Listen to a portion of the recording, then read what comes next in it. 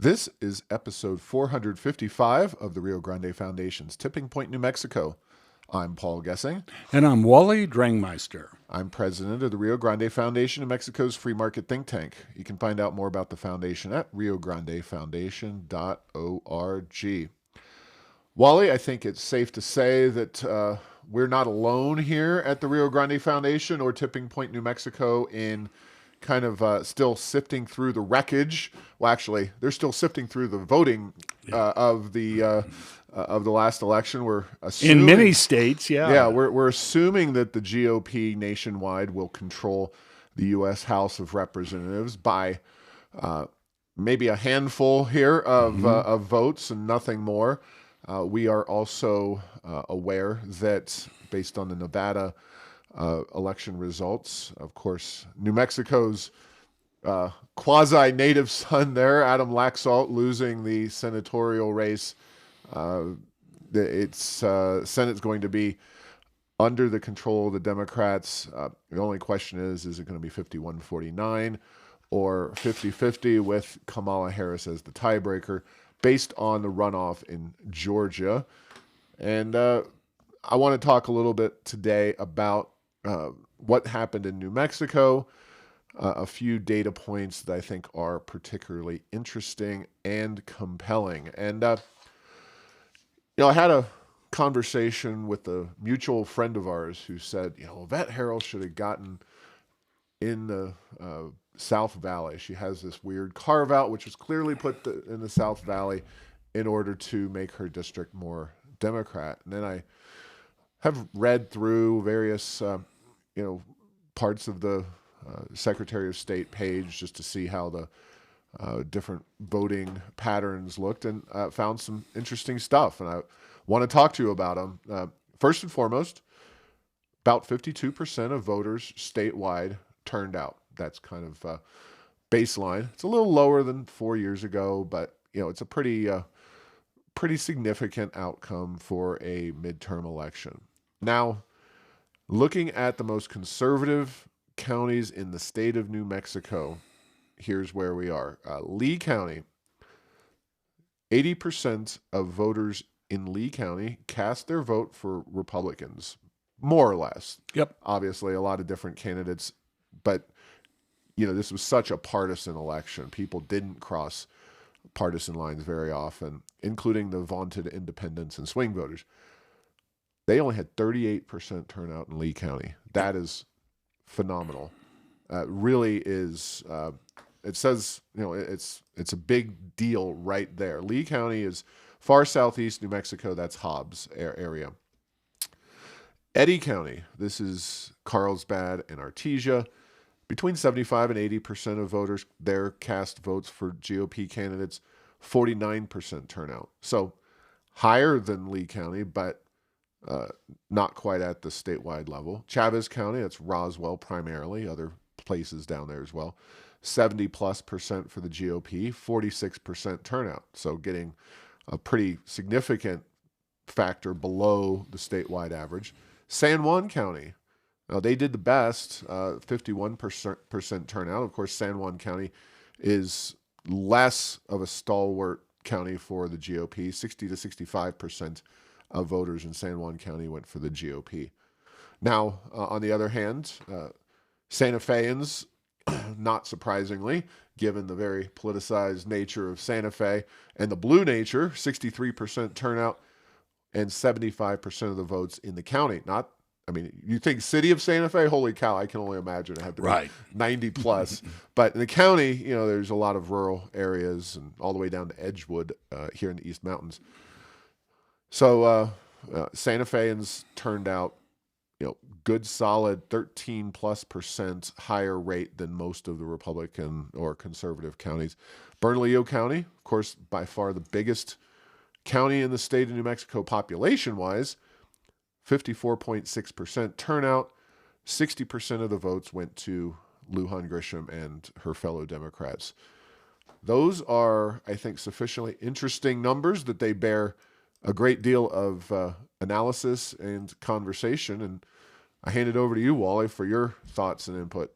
Well, Paul, as we talked just real briefly before we started the podcast, I noticed that that Lee Eddy and Chaves County voting participation rate is being very low, and I was like, well, that that explains a lot about how Yvette Harrell probably lost. And then it's, what do they say in real estate? Location, location, location. It's not as short of a phrase, but who votes makes a huge difference. And certain groups get motivated to vote at certain times over history.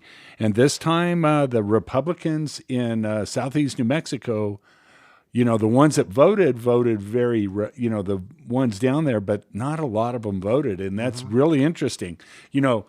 I use this phrase a little tongue in cheek. Anytime a certain group votes less than they historically have, we can say maybe they were disenfranchised. But, the answer is they probably weren't real happy with having their district broken up, between a couple of congressional districts. Either that or the get out the vote effort wasn't there, or, there's a whole bunch of things that could have happened. But the end result was they did not vote. Even as great a numbers percentage-wise as Bernalillo County, much less our friends in the political capital of New Mexico, Santa Fe County, and Santa Fe, the city. Yeah. So I totally agree with all of that. I want to talk a little bit about the whys because I'm not. I don't know. I know some maybes, but I'm not sure they're wise. So. I will say that in 2018, Yvette Harrell, this is, of course, when she ran and lost to Social Torres Small. She did not perform very well in, I think, Lee County for sure, because her primary opponent that year was Monty Newman, the former mayor, and I think there was some bad blood, ill will, whatever, not the native son. So Yvette Harrell did not have a particularly good performance, or a poor performance, notably poor in some parts of southeast New Mexico, including Lee County. We, of course, have a lot of talk these days about election denial and, Trump in 2020. And I think that's certainly part of it. I think that is some portion of the GOP's low voter turnout. Yeah, and so to that. If I could paraphrase, so if I'm a huge Trump supporter and I hear Trump say that elections are being stolen and your vote doesn't count, you're discouraged from voting. You're like, well, why bother? Mm-hmm. If the big guy doesn't say you should vote, why should I vote? Right. Okay. Yep. I think there's an element of that. Right. Yeah, I do too. And there could be. The whole voting question and voting integrity is it's not a strategy. It's obviously been inserted into this primarily by Trump. Of course, there's been Democrats and people on both sides of the aisle dating at least back to the year 2000. You could really take it back. I was not born yet when Kennedy won and took all those votes in Chicago and South Texas. But the integrity of the vote in America has always been something that there's certain concerns about. But in the year 2000, with the very close race between Bush and Gore, that's when things kind of started to roll downhill. The snowball began to form. And it's a funny strategy because the more you as a Republican or a Democrat start to question it, the more likely it is your people are going to say, the people who pay attention to you, whoever you are, Stacey Abrams or Donald Trump, that they're going to just say, all right, the system's rigged. I'm done with it. Yeah, and that's a good point. I was going to bring up Stacey Abrams, too, because she's been the loudest Democrat that I'm aware of in terms of really pounding the point home that the election wasn't fair. Right. They're changing the rules. They're disenfranchising the voters. So, this is interesting. This is an emerging sort of thing where maybe in the past people talked about it, I do agree with you. It's always been a thing, and historically, I was aware of the Kennedy election, and it's like the Texas Democrats in NASCAR have the same kind of a mantra: if you're not cheating, you're not trying. And I do think that's been happening for a long time. There's been some things that have happened, whether it's changed election or not, I can't tell. But now there's a backlash that has happened from that potentially. Yeah, and I want to make clear that we are operating in a world of imperfect information here. We are trying to understand human behavior in ways that are not economics principled based. We're making assumptions and discussing something that obviously has incredibly important downstream impacts on what we do at the Rio Grande Foundation. But there's not as many firm ways to really, you get an exit poll, you get a poll before the election, you get all kinds of information, and it's just hard to, basically read the tea leaves. You're really trying to take these various aspects of this election and come to some understanding. Another argument would be that Ron Ketty was too moderate for the folks down in southeast New Mexico. That is a very conservative part of the state. I think it's potentially real. Do I think that, I don't know that Ron Ketty may check the boxes for, what you might call the far right or hard right conservative Republicans, but I hope that there's enough of those people, and obviously there's a lot of reasons to get out and vote, and there's a lot of reasons not to get out and vote.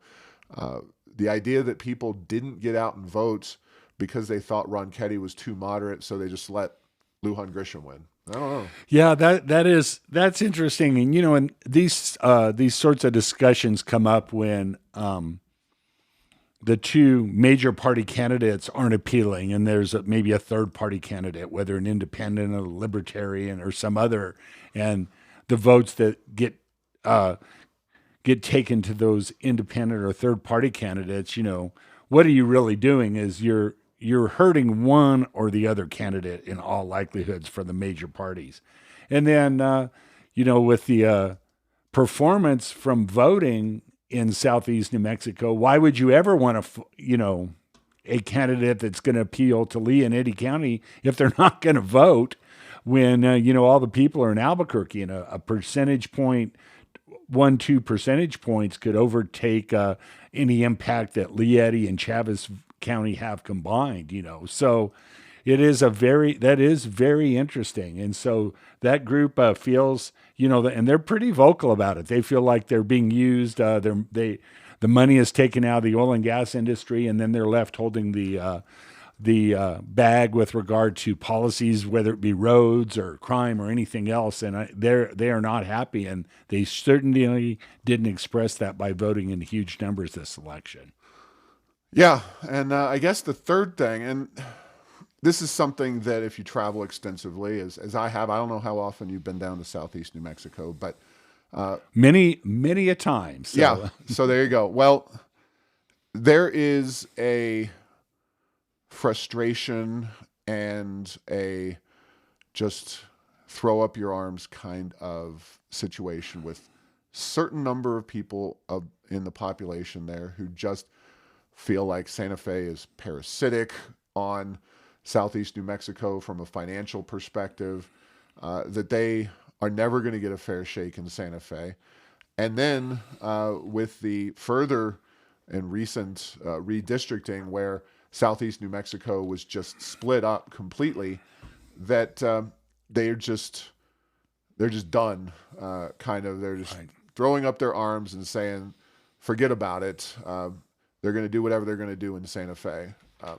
And I mean, these aren't necessarily, I'm not throwing, all the voters of Lee and Eddy County and Chavez County under the bus. We're playing a marginal game, but in terms of elections and in terms of economics, this is one of the things that they do have a unifying characteristic.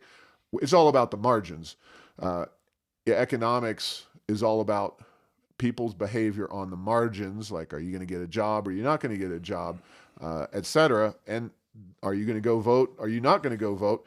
It is among the people who are marginally interested in politics, not the dedicated true believers that typically go to RGF events or listen to the RGF podcast. We're not talking about quote unquote you or people that have voted in every election, whether it be a midterm, a primary, a general, going back, whatever. I know people that say, I've voted in 25 out of the last 26 elections. That sort of person is not going to be swayed by the most recent redistricting, but a lot of people might be. And the other thing, Paul, I was thinking as you were talking is the people in Lee and Eddy County in particular, and in Chaves County to maybe a lesser extent, they compare how they're treated with how their friends are treated right across the border in Texas in terms of what the regulations are, what the political attention that's paid to them, whether they feel like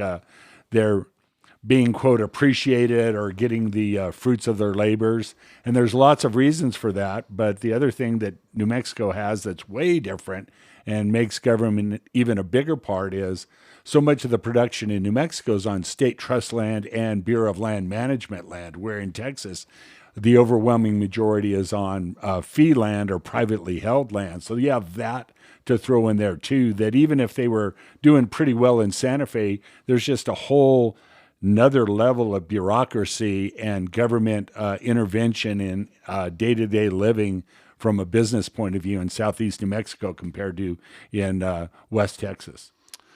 Now, I'm going to throw a little curveball at you here, Wally. I didn't mention, because these are really the big four conservative-leaning counties in New Mexico, the three down in the southeast, and then San Juan County in the northwest. I mean, you could say Sandoval County, but that is much more of a swing county. It's somewhat on the more conservative side.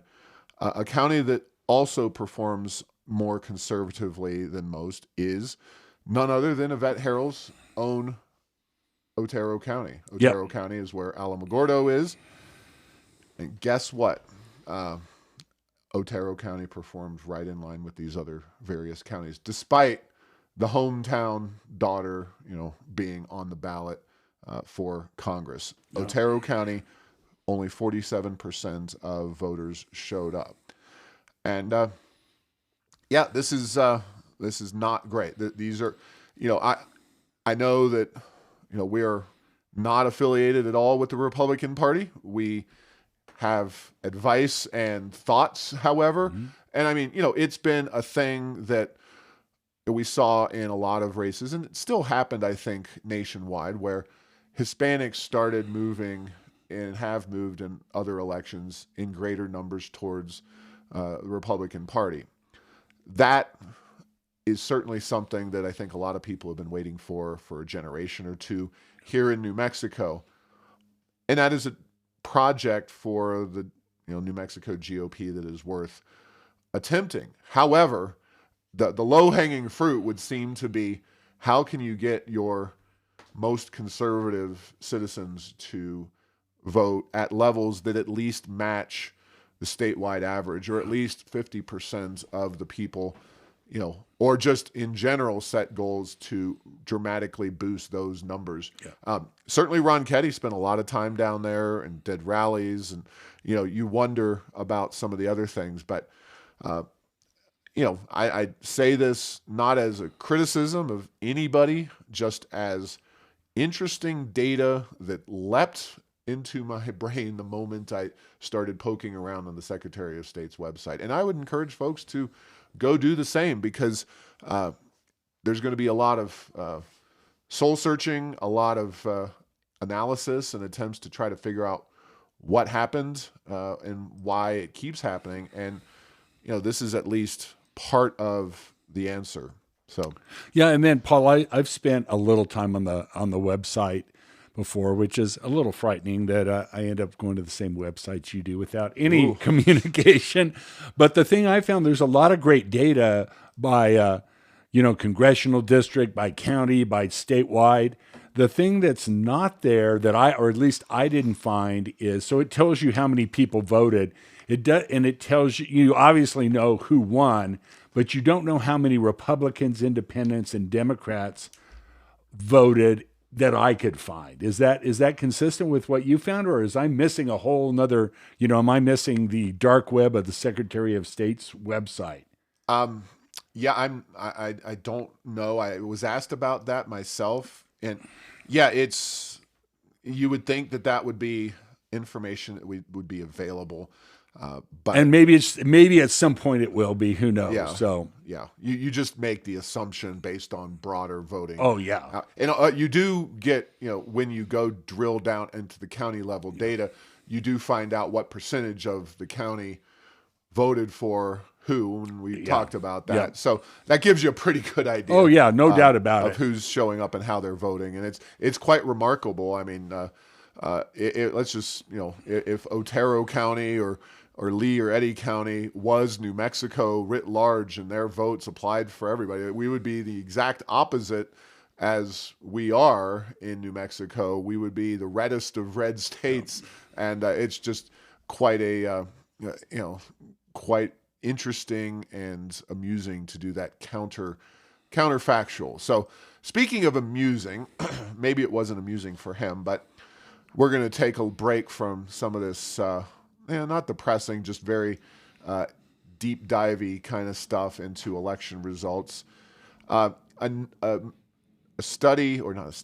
article crossed my desk recently, last week, and it's the Chicago Sun-Times.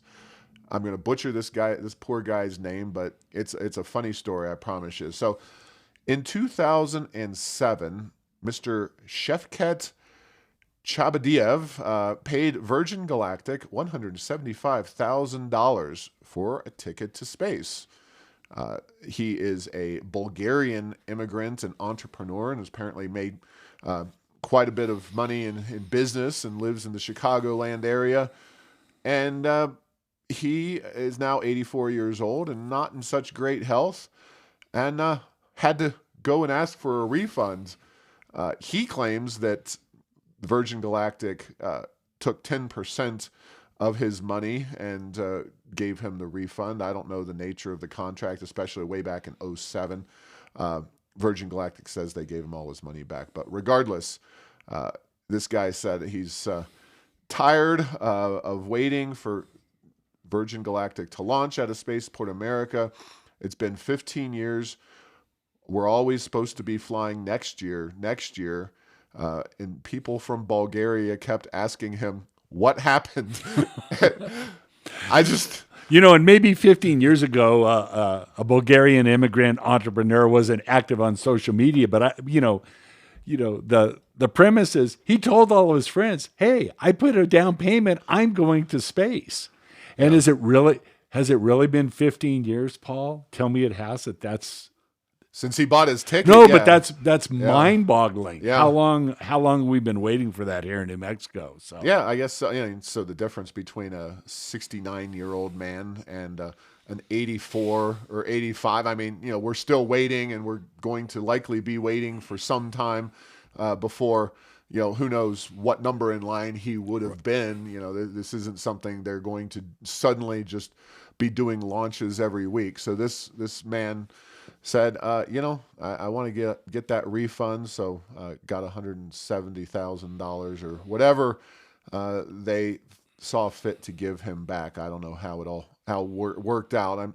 Doesn't sound like he needs the money, but I think it was the principle of the matter. So pretty amusing story there. Now, back to less amusing stories, I'm sad to say. Although it's, we've talked a lot about the NAEP scores, the National Assessment of Educational Progress, the just disappointing data. And we're going to talk to Fred Nathan here in the interview this week, head of Think New Mexico, about their report.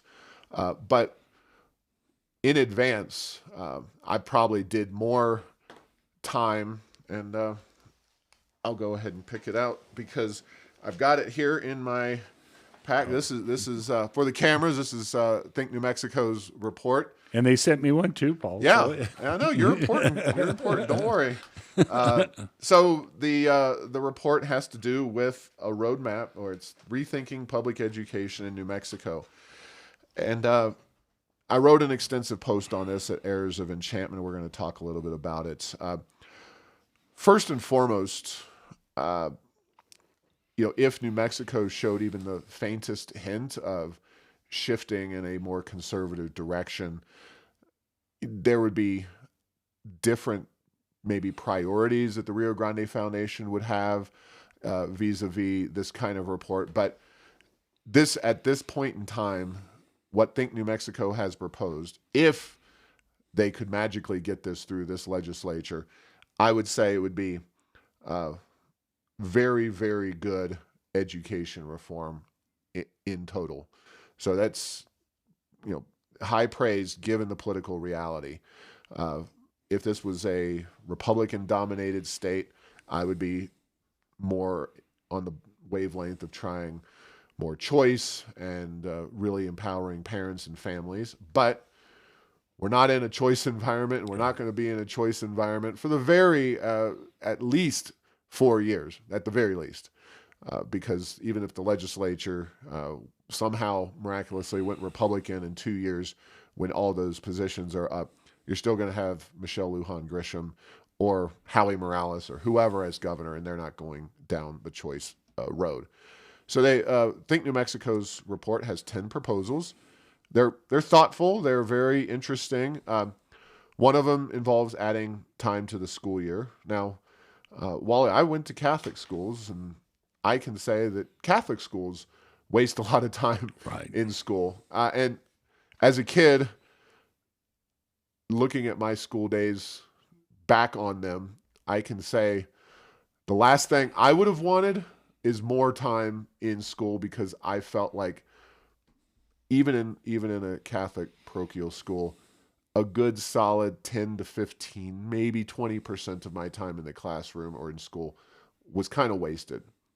You get around the holidays, and here we are coming up on Thanksgiving, movie time. Yeah.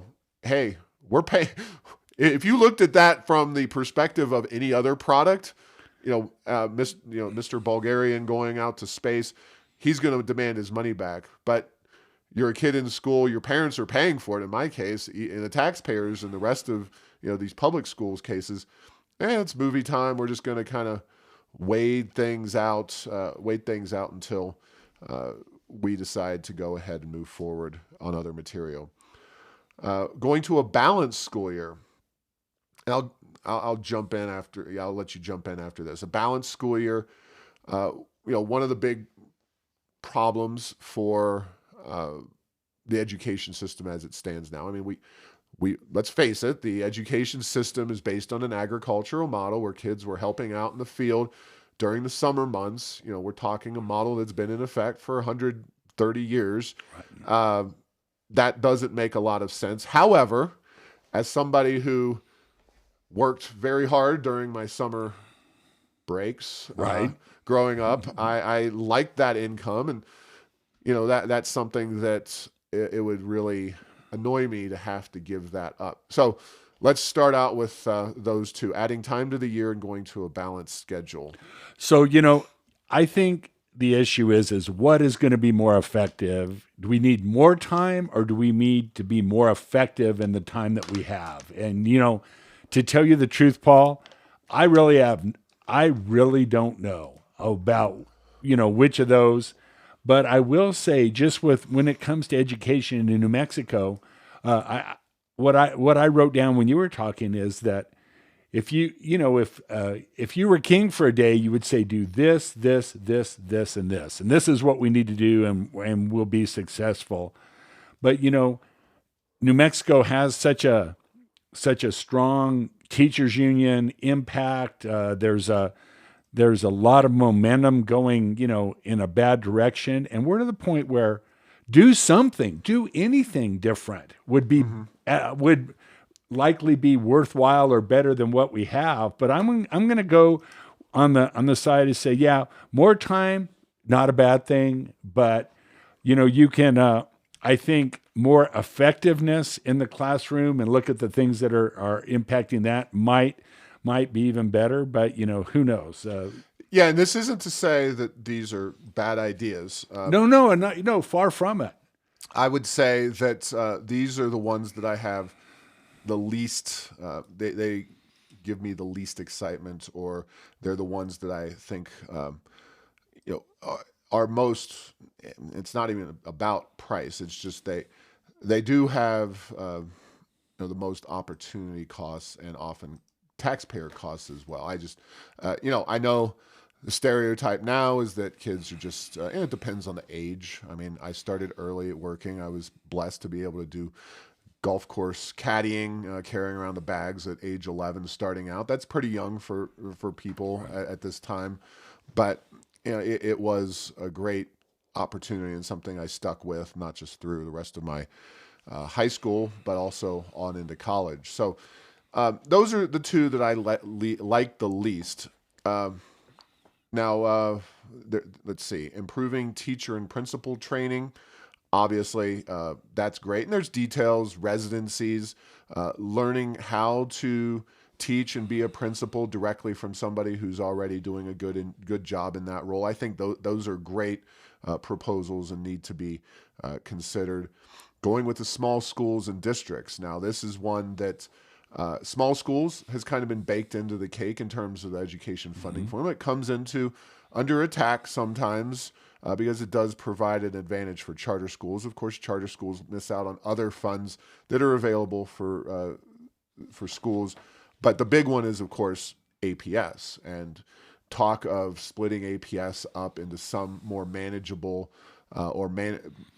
several manageable districts is something that just has never been able to gain traction. It's a political hot button. But yeah, we're willing to have that conversation, I think, at this point in time. Making it easier for charter schools to be organized and operate, good stuff there. More rigorous curriculum, all right.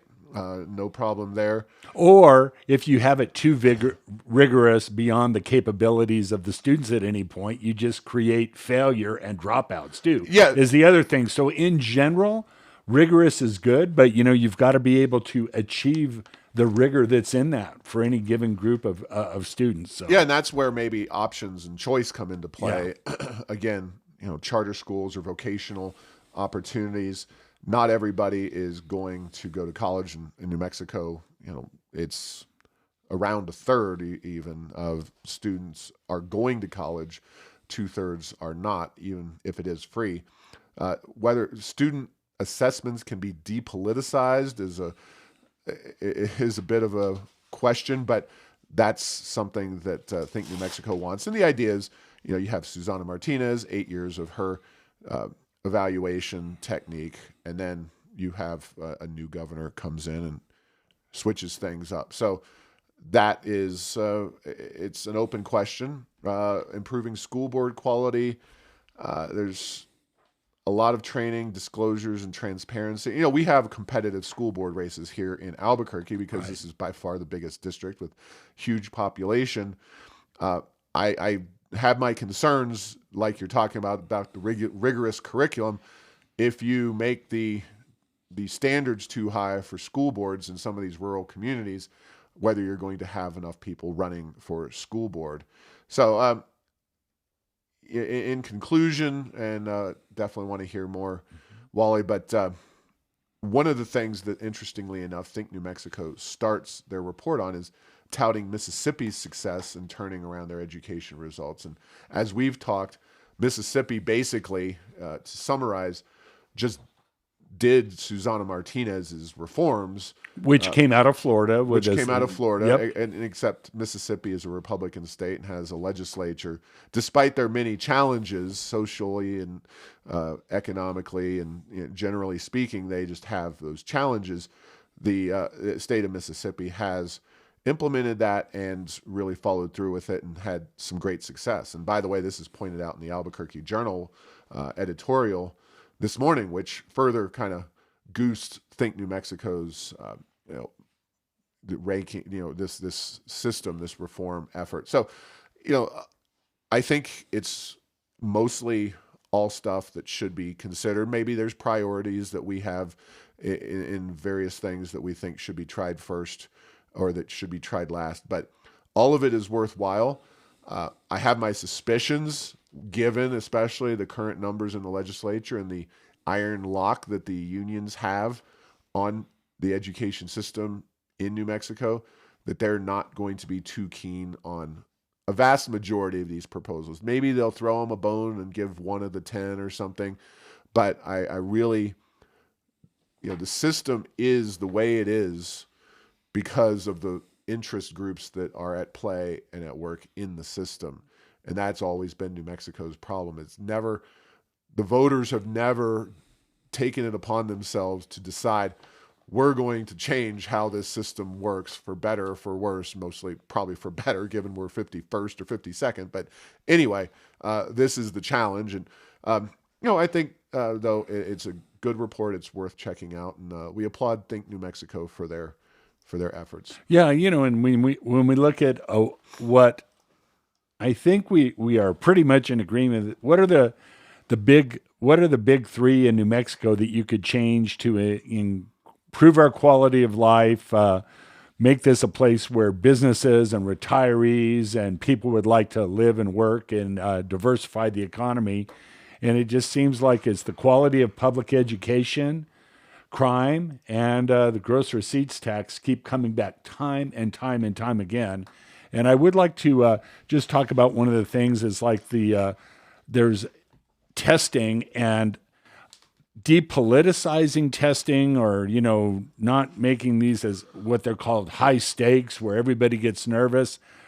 Okay, that's fine. But I do want to say, Paul, that testing in and of itself, let's not get confused. And I've had this conversation with many professional educators and lots of high achieving students over the years. And testing is a fantastic learning methodology if done properly. There's always the old saying amongst the C students where I went to college. It's like, I'm just not good at taking tests. Well, it also could be, hey, maybe you don't know the material. That's why you're not good at taking tests. And so I don't think we want to make maybe that we shouldn't have to take 5 days in a row to do these standardized tests, a couple times a year. But keep in mind that testing over what you've learned to see what you do know and what you don't know, whether it's something as informal as the daily quiz or the weekly test or something like that, it's a fantastically powerful way to do it. And I will just say that most of the people that I've come across that have been tremendous academic achievers, they make tests for themselves. They get the test bank. They go online. They get other tests now. Testing is hugely important to the learning process, and let's not throw out the baby with the bathwater with regard to that, because at some point, if you can't pass the test, you probably don't know the material. But if you only take one test a month, particularly in younger grades, man, that's going to be a very stressful thing. But if it's something that just happens, day in and day out, week in and week out, I think you can get a lot more success with that. Yeah, and I have interacted though with folks always on the left side of the political spectrum who just think testing is unfair. It doesn't determine anything, and I'm opposed to overuse of testing. However, in a system that resembles the one that we have now, you need some measuring stick to figure out what kids are learning or not learning in school. So yeah, we'll have this conversation with Fred. But right now we're going to move on.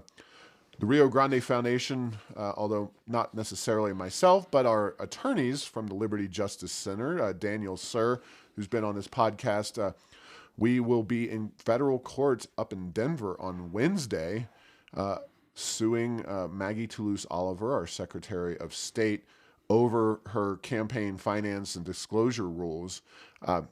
When I saw this on the agenda at the court, I almost didn't remember what we had sued over, because in looking at the press release that went out, it was from December of 2019. So, we're talking a good 3 years between suing and the case being heard. The wheels of justice did not move very quickly on that case, Mr. Gessing. No. So we'll see what the courts have to say about this. But Liberty Justice Center is a great organization. They are suing for us. They are the lawyers helping us get to court, and they are the folks that won the Janus versus Ask Me decision at the U.S. Supreme Court. So they are a credible group of attorneys, and we'll see how it goes. Last but not least, or maybe least, I don't know, consultants presented to the legislature recently, and they claimed that natural disasters, and they strongly imply, it's one of those things where they don't come right out and say it, but they say the cost of natural disasters in New Mexico over the last 42 years was $5.3 billion. And, they talk about climate change, and it's supposed to give you the impression that climate change has caused these disasters to happen. Therefore, you can blame, carbon dioxide emissions for most of or all of this $5.3 billion price tag, when in reality, they don't even make that case. And it's the case is obviously very sketchy that you can say that one dime of these disasters have been driven by climate change. But that's something that I bring up in a blog post at errorsofenchantment.com, and I put an associated chart with it showing the dramatic decline in climate-related deaths since 1920. So, over a century, how the number of people dying due to issues with the climate has dropped very, very precipitously. The costs tend to go up, partially because inflation. Right. Partially because folks, including but not limited to Barack Obama, the former president, and supposedly a big believer in climate change, buy lots of houses and build houses right on the beach in various places. And, generally speaking, those houses are vulnerable, and those buildings and businesses and the people living on the coast are more vulnerable to the impact of natural disasters, whether it's climate change or not. Well, one of the things, Paul, when I worked in a different industry than I'm working in now, we did a lot of fiscal and financial impacts. And, when we throw numbers about, you didn't have to agree with our numbers, but we could always disclose our methodology. And it doesn't sound like they necessarily disclosed their methodology where it was repeatable, other than just throwing a big number out there. Do you think that that's what they did, or did they offer enough breadcrumbs to where you could at least kind of see where, what they were thinking? So the big deliverable in this report was not saying or clearly stating that climate change caused those $5.2 billion in natural disasters. Mm-hmm. It was mostly in tallying up the cost of those natural disasters, which is good information. And I think you can do that and put a price tag on it. But what they didn't do is make a case, compelling or not, that the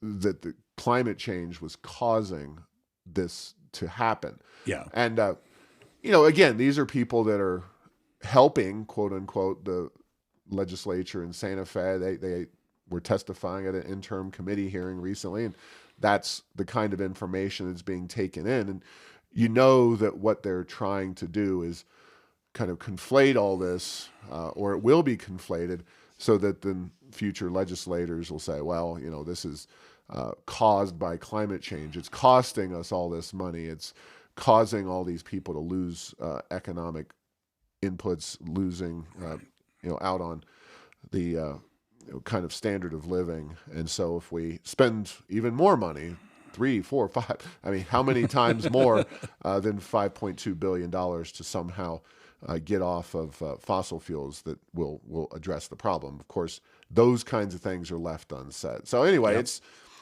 read the post. I connect right to the article in that post, the study itself. So We're gonna leave it there, Wally. Thanks for listening to this week's episode. Find all episodes at tippingpointnm.com or at the Rio Grande Foundation's YouTube channel. Subscribe to this show at Apple, Stitcher, or have your Google Home play Tipping Point New Mexico. Thanks to Path 3 Marketing for producing this show.